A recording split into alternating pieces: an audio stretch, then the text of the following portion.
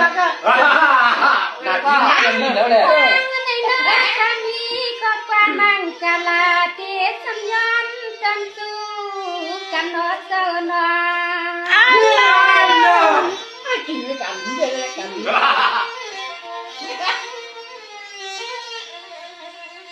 อาณาเพื่อนกันนะก็มาวันนี้ในคำมาเจ้าลุงเจ้าเปลี่ยนเจ้านา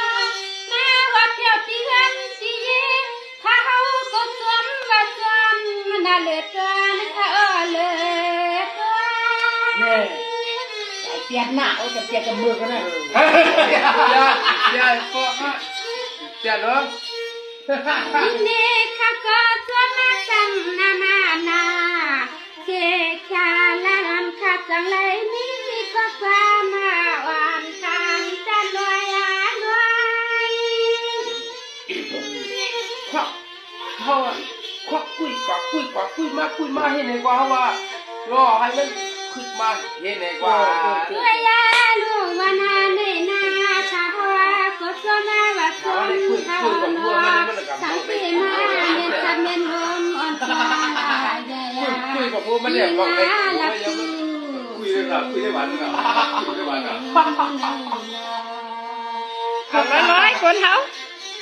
นะครับ แล้วก็ทำไงมันจ่อคำไม่ได้นะถ้าผมว่าข้าขับกลางไม่กล้านะข้าข้าอยู่เอาไม่ได้นะข้าว่า